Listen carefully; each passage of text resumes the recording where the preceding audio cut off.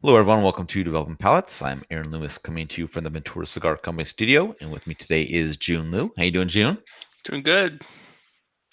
Getting ready to go on a trip. Last day of work. Yes, Maui. Nice. So today we are talking about the Illusione OneOff Plus 53 Super Robusto. Cigar is kind of more like a Toro-ish cigar, 5 3/4 by 48 ring gauge. Comes out of the Tabsa factory in Nicaragua. Blended information is all Nicaragua. Nothing else other than that. Blended by Dion Giolito. Price point is $30, and the cigar was released in August of 2018. So with all that out of the way, June, what was your smoking experience like? Um, so my favorite part was the first third of the cigar. So, when you light up a good Illusione cigar, and even though this isn't disclosed, I assume this is a Corojo wrap version of it. It gives the cigar your very um, like what you expect out of a good, Aganorsa made cigar. So like lots of cream, butter bread, balanced pepper. You get a lot of nuttiness out of it. What's unique, which is very similar to what I got out of the Corona version that we reviewed earlier this year, is there's a lot of tannins in the cigar. So like the tannins really engulf my palate. So it's like it's one of those things where like the entire tongue feels it, especially on the side of the tongue, and it's very reminiscent of very big, like a Napa Cabernet Sauvignon, perhaps. So, um, but within the first third, the tannins work really well with all those other flavors I was talking about. Especially on the retro hell, I got even more like butter bread. I got a lot more cream. Got black pepper, nuts, floral, perfume, dry nuttiness like apricots maybe. So I mean, it's a huge range of notes, and they were tasty. Finish still very full tannins and cedar. Strength of body stay medium, but as the second third came through for the rest of it, was medium full for the strength. So that was the first third, my favorite part of it. But as the cigar kind of progressed, the tannins kind of took over, and it really overtook the other flavors that I love so much. And it was such a ridiculous finish that, believe it or not, when I had this cigar, like after I reviewed it, I went to eat dinner, and I still had those tannins in my mouth, and I kind of feel like I do this morning too. So Right. it's a long ass finish. Let's just say that. Yeah. Um, and here's a construction. Aganorsa made stuff typically not the best. So I had some issues with the burn. I rated it good, which is 2 notches below our perfect score. Um, Flaky ashes. I had to really like puff on this cigar a lot more frequent than I typically do, just because there was such a thin smoke production that I kind of feared that it was going to go out, and it did go out in entirety at one point. It doesn't draw; it's a little stung, but it was still good. Yeah, for me, the cigar started out with a really nice combination of wood, cinnamon, and a floral note. And then after a half dozen draws or so, a little bit of cream joined into the profile. Um, the wood kind of gained like a slight mesquite note, like 3/4 of an inch in. But kind of an inch and a quarter in, that mesquite had left the profile. But the wood note was still up front. Cream and cinnamon and floral notes were in the background. Red Trail's creamy wood up front with a little bit of a cinnamon zing in the background. And then as the first third wrapped up, all the flavors kind of at equal levels, but the floral note had dropped out, and the strength was slightly below medium at that point. Second third, cinnamon dropped slightly behind the creamy wood. A little further in, a little bit of mustiness joins the profile, and then about an inch in, that mustiness kind of took the lead over the creamy wood. Retro Hill is kind of a similar profile, with some of that cinnamon zing still remaining in the background. And as the second third's wrapping up, still that musty wood with a slight amount of char as the cream had dropped out of the profile. Strength had bumped up to medium. Final third, mustiness still ahead of the wood. A little bit of cream returns to the profile. Cigar starts warming up about a half inch in, brings a little mintiness to the profile as the cream drops out again. About an inch in, retrohale still got that musty wood note, and that's how the cigar finishes out. Strength stays at that medium mark. Regards to construction, burn was fairly jagged throughout. Did require a touch up in the final third to kind of keep things going. Ash held on an inch and a quarter increments. In regards to the draw, mine was fairly snug. I even used a draw tool on it, and that didn't really help things out. And I do think it kind of restricted the flavor delivery a little bit. So it did have a drag there. So overall, what were your thoughts on this cigar? Um, Overall, I was pretty intrigued to try this. I mean, you got a $30 price tag to Illusione, which has never been even remotely touched before. So, you know, I think for a lot of the people that wants to know is, is this actually worth smoking and picking up for themselves?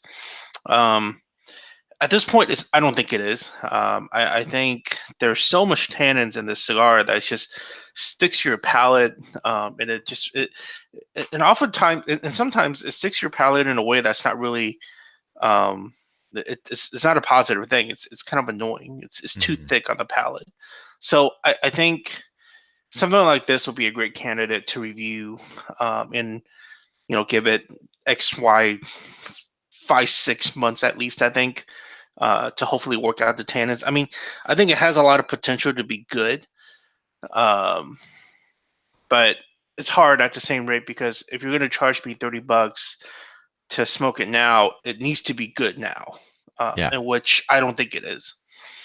right. But it's definitely, we got a Fiverr for our website, so it'll be interesting to see like what this tastes like down the road. Yeah, I mean, I thought the cigar started out with a really good combination of that wood, cinnamon, cream, and floral note. Kind of dropped down in complexity and enjoyment, kind of as the cigar went along.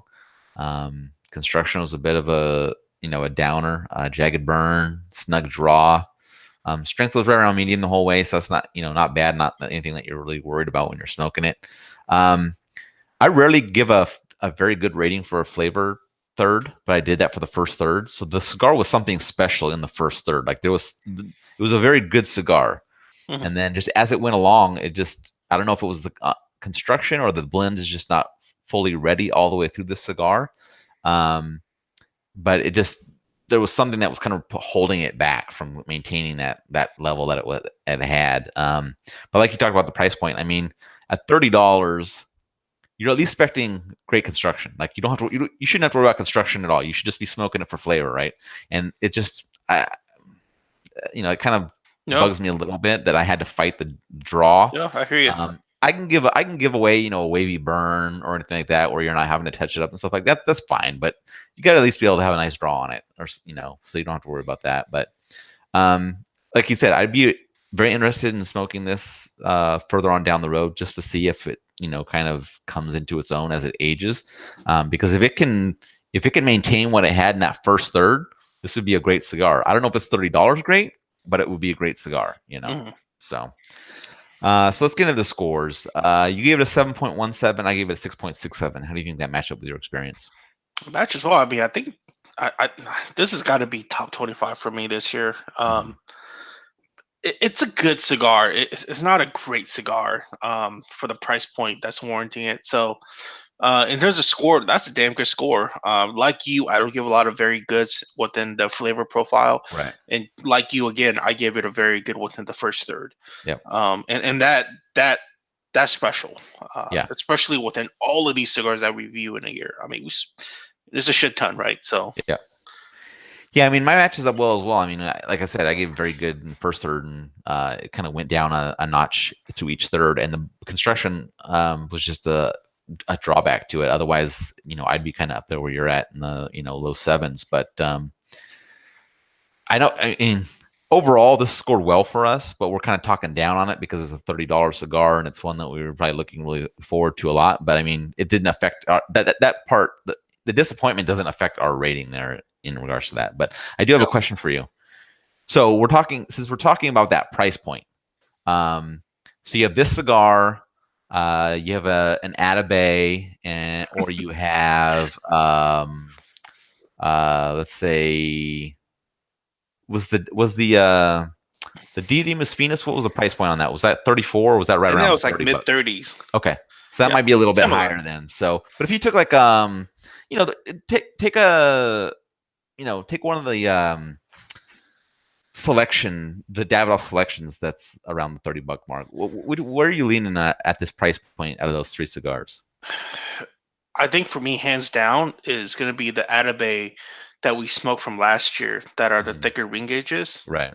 or perhaps the Atabays that I first smoked ever. It's got to be the last year or the year before, right? Yeah. Right. Those are hands down like I would buy with my own money, kind of a thing. Yeah. Um, You know, when I was smoking this, I kept thinking like, all right, it's a $30 Illusione. What am I expecting out of Aganorsa that is $30? Like Exactly. I was just trying to formulate my thoughts on it. This has got to Right? be the most expensive cigar ever out of Aganorsa, right? Oh, it has to. I mean, it's that we know that's using Aganorsa tobacco, Yeah. which it's got to be. Yeah. Um, it's you know maybe it's because it's such a new entry. Like for instance, when I smoke Davidoffs and I know it's going to be that 25 plus price point, I know that there's a Davidoff profile that is associated with that price point, right? Yeah. It's not any better than any other cigar out there Right. necessarily, right? But what I do know is I know what to expect. I know typically for the most part what kind of flavor profile to expect. I know that I could expect amazing construction. Um, so if I were to kind of think about that, and which Davidoff has kind of established themselves as the ultra premium kind of a lot of the makers of cigars. Right. Um, and if I were to relay that to this one-off 53, it doesn't correlate very well. Yeah. Yeah, I agree with that. But then again, I mean, everybody that kind of knows my palate knows how much I love Aganorsa tobacco, Yeah. right? Yeah. But this isn't anything particularly more special than some of like even the original documents that Dion makes. Right. Like I don't think like I think the ECCJ is more complex than this cigar to tell the truth. Right. Right. You know what I mean? Yep. But then again, it's really fucking good. Like most Dion cigars are. Yeah. All right. Another question now. So we smoked the Corona. We smoked this. All the one-offs are fairly high priced. I, I think it's safe to say that we both enjoyed this cigar better than we enjoyed the Corona. So Yeah. I think, and I want to say the Corona was like 16, $17. Did you enjoy this $13 more than the Corona? No. How could Yeah. anyone? Right.